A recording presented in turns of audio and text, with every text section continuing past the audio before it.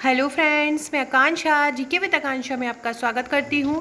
Friends, आज हम मध्य प्रदेश सामान्य ज्ञान के जो 5000 वन लाइनर थे उसका नेक्स्ट पार्ट पढ़ने वाले हैं। इसके पहले हम इसके भाग 34 पढ़ चुके थे और 1067 प्रश्न हम इसके कर चुके थे और आगे के प्रश्न हम आज करते हैं। आगे बढ़ने से पहले चैनल को सब्सक्राइब जरूर कीजिएगा और ये बहुत महत्वपूर्ण प्रश्न है। अगर आप ये प्रश्न कर लेते हैं तो बहुत ही कम चांस है कि आपका एमपी का कोई भी प्रश्न आपके एग्जाम से छूटे। तो चलिए स्टार्ट करते हैं। आगे बढ़ने से पहले मैं बता दूं फ्रेंड्स, ये हमारा प्रीलिम्स का पैकेज है और प्रीलिम्स के पैकेज की ये वाली जो फाइल है, यही 5000 वन लाइनर जो आप पढ़ रहे हैं वो है। ये प्रीलिम्स की 16 फाइलें आपको मिलेंगी। इस प्रकार की फाइलें आपको प्राप्त होंगी। इसमें सभी सब्जेक्ट आपका रहेगा और जो हर सब्जेक्ट पहले टॉपिक वाइज दिया हुआ है, बाद में इन्हीं को आपको वस्तुनिष्ठ 1000 वस्तुनिष्ठ प्रश्न और 1000 वन लाइनर फॉर्म में किया गया है। अभी इनकी रेट कम है, डिस्काउंट में है। अगर आप चाहें तो इनको ले सकते हैं। बाद में एग्ज़ाम आने के बाद इनका रेट बढ़ जाएगा।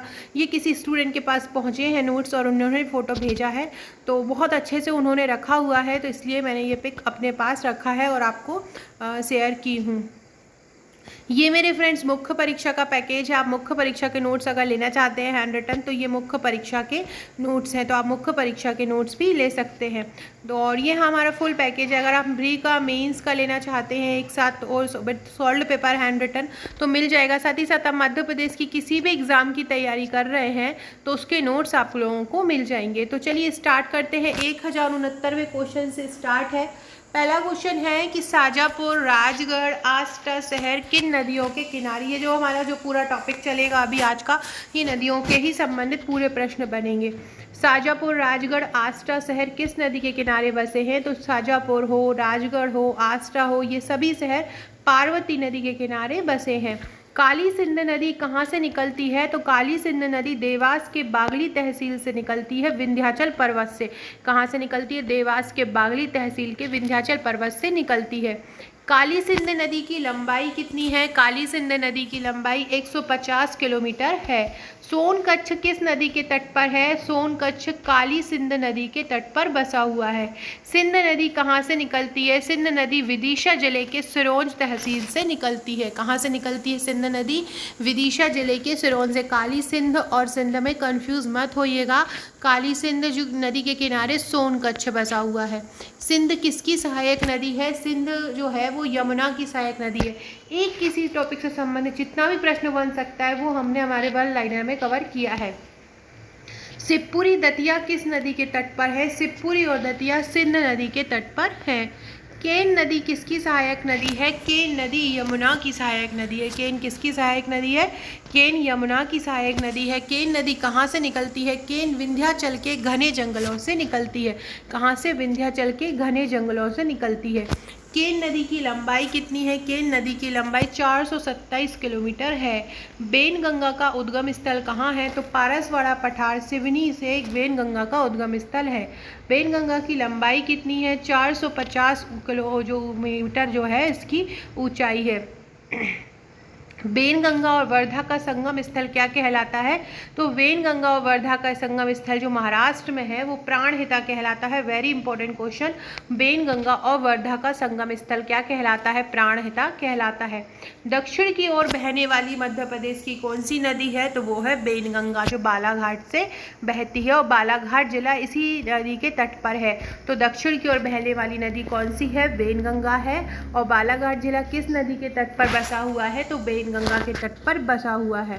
वर्धा नदी कहाँ से निकलती है। वर्धा नदी बैतूल जिले के मुल्ताई के वर्धन शिखर से निकलती है। बैतूल जिले में जो मुल्ताई है उसके वर्धन शिखर से वर्धा नदी निकलती है। वर्धा नदी की लंबाई कुल कितनी है। वर्धा नदी की कुल लंबाई 528 किलोमीटर है। सक्कर नदी किसकी सहायक नदी है। सक्कर नदी नर्मदा की सहायक नदी है। किसकी है। नर्मदा की सहायक नदी है। सक्कर नदी कहाँ से निकलती है। सक्कर नदी छिंदवाड़ा के अमरवाड़ा पठार से निकलती है। सक्कर नदी कहाँ से निकलती है। सक्कर नदी छिंदवाड़ा के अमरवाड़ा पठार से निकलती है और ये नर्मदा की सहायक नदी है।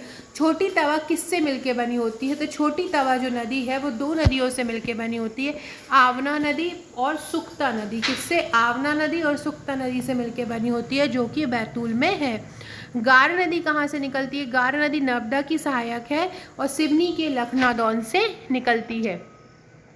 नेक्स्ट है कुंवारी नदी कहाँ से निकलती है। कुंवारी नदी शिवपुरी के पठार से निकलती है। कुंवारी नदी कहाँ से निकलती है, शिवपुरी के पठार से कुंवारी नदी निकलती है। और कुंवारी नदी भिंड में सिंध नदी में मिल जाती है, तो ये सिंध की सहायक नदी है। कुंवारी नदी भिंड में सिंध नदी में मिल जाती है, इसलिए ये सिंध की सहायक नदी है। और कहाँ से निकलती है, शिवपुरी पठार से निकलती है।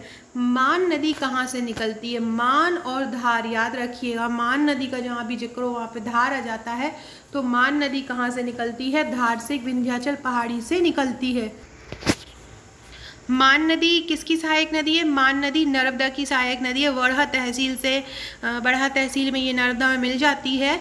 और कहाँ से निकलती है, धार विंध्याचल पहाड़ी से मान नदी निकलती है। नेक्स्ट है कूनू नदी कहाँ से निकलती है। कूनू नदी शिवपुरी के पठार से निकलती है।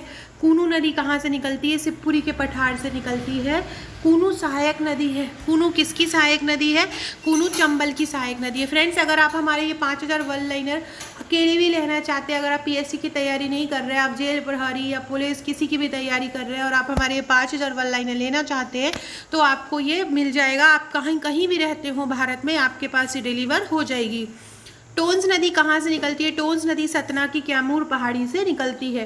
टोंस किसकी सहायक नदी है, टोंस सिरसा यूपी के पास जो है वहाँ से गंगा में मिल जाती है, तो टोंस किसकी सहायक नदी होगी, गंगा की सहायक नदी होगी। उत्तर की ओर बहने वाली नदियाँ कौन कौन सी हैं, चंबल, केन, सोन में, बेतवा, काली सिंध और पार्वती उत्तर की ओर बहने वाली नदियाँ हैं। चंबल, केन, सोन, बेतवा, काली सिंध और पार्वती। दक्षिण की ओर बहने वाली 2 नदियां हैं, वेनगंगा और वर्धा।